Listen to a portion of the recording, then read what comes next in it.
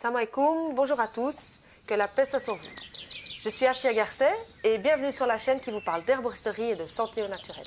Aujourd'hui, on va parler de constipation parce que c'est un problème qui est présent chez beaucoup de monde et en plus de ça qui a tendance à s'aggraver quand on jeûne, quand on se prive d'eau, de nourriture, de boisson.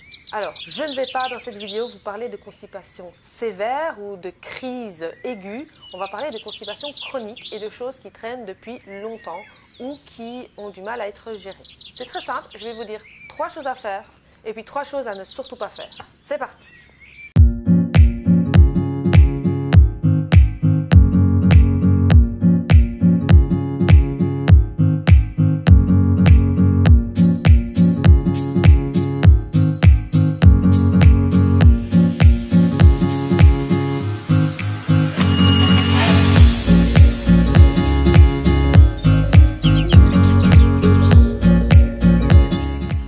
Premièrement, on va voir ensemble 3 choses à ne surtout pas faire quand on souffre de constipation chronique.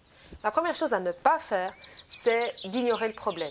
C'est d'accepter ça comme étant une fatalité et de se dire « de toute façon, j'ai ça depuis des années, de toute façon, je ne peux rien y faire, de toute façon, j'ai tout essayé ».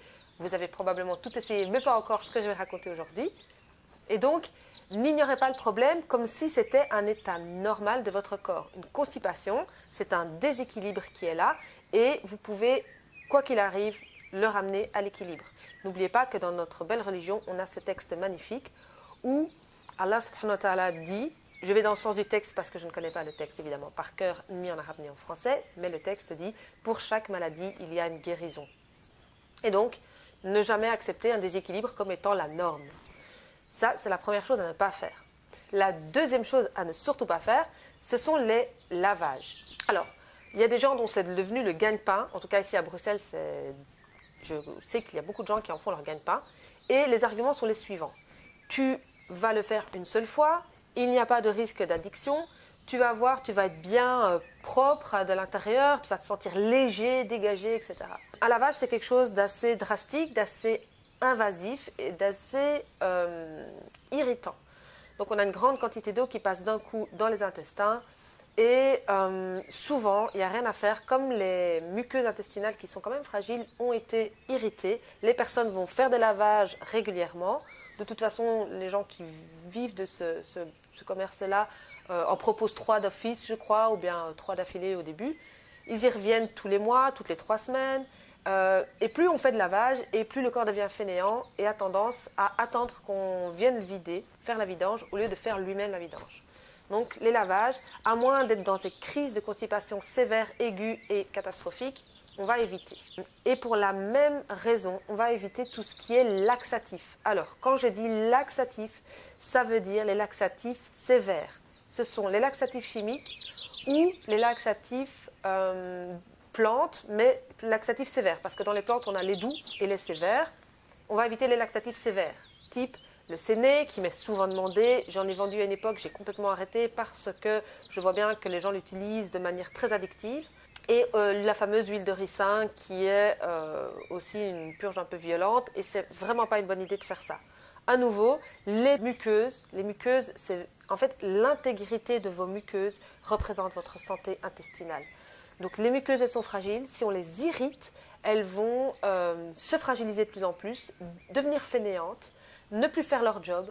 Et on va créer une dépendance au laxatif ou au lavage et le corps ne fera plus le job.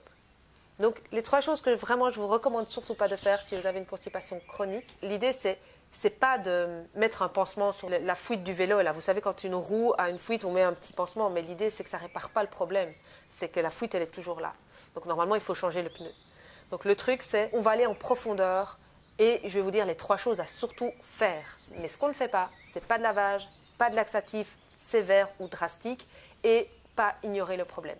À présent, voyons ensemble les 3 choses à faire quand on a une constipation chronique, quelque chose qu'on n'arrive pas à se débarrasser, quelque chose qui est encombrant. C'est vrai que beaucoup de personnes ont entendu beaucoup de choses sur la constipation, ça ne fonctionne pas toujours, il faut évidemment une prise en charge globale. Cette vidéo n'est pas là pour remplacer une consultation chez un thérapeute. Je pense que beaucoup de naturopathes, d'herboristes cliniciens ou de médecine alternative peuvent vous aider à accompagner une constipation. Parfois, 2-3 consultations suffiront.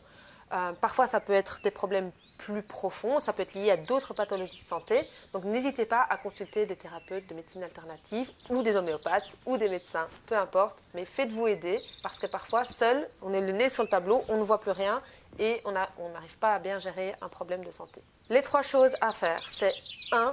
Souvent une constipation indique un déséquilibre dans le microbiote intestinal et donc prendre des probiotiques, c'est probablement, dans 90% des cas, une excellente idée. Des probiotiques plus naturels possibles. 2. Corrigez votre alimentation. Certaines personnes réagissent mal aux produits laitiers industriels, d'autres c'est avec les gluten ou les blés, d'autres c'est avec les excitants comme le thé, le café. Et d'ailleurs, ramadan, thé, café, constipation, on en reparle dans une minute parce que souvent ça donne lieu à des gros maux de tête quand on supprime. Les gens qui sont constipés, quand ils suppriment du jour au lendemain pour commencer à jeûner thé et café, souvent des gros maux de tête. Et donc, dans les questions qui reviennent souvent par rapport au ramadan, les maux de tête, il faut surtout supprimer les boissons excitantes de son mode de vie, ou en tout cas fortement les diminuer, boire beaucoup plus d'eau. Et d'ailleurs, une constipation, si je dois parler d'alimentation une petite seconde, la seule chose que je pourrais vous dire, c'est de boire de l'eau, boire de l'eau, boire de l'eau. La constipation, c'est un terrain sec, de sécheresse, alors que la diarrhée, c'est un terrain avec un excès d'humidité. Donc, du coup, buvez de l'eau, bon sang, bonsoir, buvez de l'eau. C'est vraiment super important, c'est la clé de... Il y a tellement de pathologies qui sont liées à une déshydratation chronique, mais les gens ne le savent pas. Alors, prendre des probiotiques, corriger votre alimentation, et là, pareil, vous pouvez toujours aussi vous faire aider par une diététicienne, par une nutritionniste, par des gens peut-être spécialisés. Il ne faut pas avoir peur de se faire aider, que ce soit pour la santé, que ce soit pour la gestion émotionnelle, que ce soit voir des psychologues. Les thérapeutes sont là pour servir, pour aider. Après, on pourra faire une petite vidéo sur c'est quoi la différence entre un thérapeute et un charlatan, parce que souvent, il y a trop d'informations, il y a trop de gens qui sont présents et vous ne savez plus très bien à qui vous fiez, ce qui est normal. Mais il y a des critères, des petits indices qui peuvent vous aider. On verra ça plus tard. Alors, la probiotique, alimentation, et puis, enfin, je sais que vous êtes là pour ça, les plantes médicinales. Alors, il y a 2 grandes familles de plantes qui vont venir aider lors d'une constipation. Je vais vous les présenter brièvement parce que c'est important pour bien utiliser les plantes de les comprendre et de savoir de quoi on parle. Alors, vous allez avoir les plantes à mucilage. C'est des plantes, les mucilages, c'est des plantes avec de l'humidité, donc qui apportent de l'humidité, qui permettent aussi à l'intestin de mieux retenir l'humidité. C'est ce qu'on appelle des plantes à mucilage, et vous les connaissez probablement. Ce sont des plantes qui vont souvent se présenter sous forme de graines, pas toujours, et que quand on les met dans l'eau, elles peuvent absorber 10 fois leur poids en eau. Je pense à la graine de lin, je pense à la graine de psyllium, je pense aussi par contre à la racine de guimauve. Toutes ces plantes vont permettre d'améliorer un terrain sec, qui est celui de la constipation. Alors, psyllium et lin se mettront dans l'alimentation, on revient à faire le lien avec l'alimentation. La racine de guimauve, par contre, se prendra en tisane. Une deuxième famille de plantes très intéressante, ce sont les plantes qui aident le foie. Parce que très souvent, force est de constater que les gens qui ont des problèmes de constipation ont le foie qui galère. Les plantes du foie, alors, ce sont des plantes qui ont bien souvent un goût amer. Et là, c'est vrai que je rêve de vous faire une vidéo sur aimer l'amertume, se réconcilier avec l'amertume. C'est un goût, une saveur qu'on a bannie des cuisines. On veut des choses très sucrées, très salées, très grasses, mais pas d'amertume. Alors que l'amertume faisait partie de la cuisine dans toutes les époques, dans tous les lieux géographiques, dans toutes les cultures. Et avec la modernité, on a chassé l'amertume de nos cuisines, ce qui est une grande erreur. Il faut vraiment se réconcilier avec l'amertume.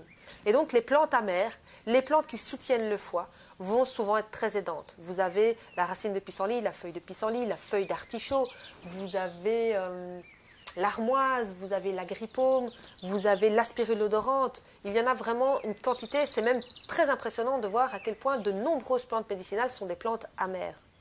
Et cela sur de nombreux continents, parce que je compare un peu souvent avec la culture anglo-saxonne que j'aime bien, les herboristes anglo-saxons qui ont pas mal d'avance un petit peu sur nous, et donc ils ont aussi énormément de plantes amères.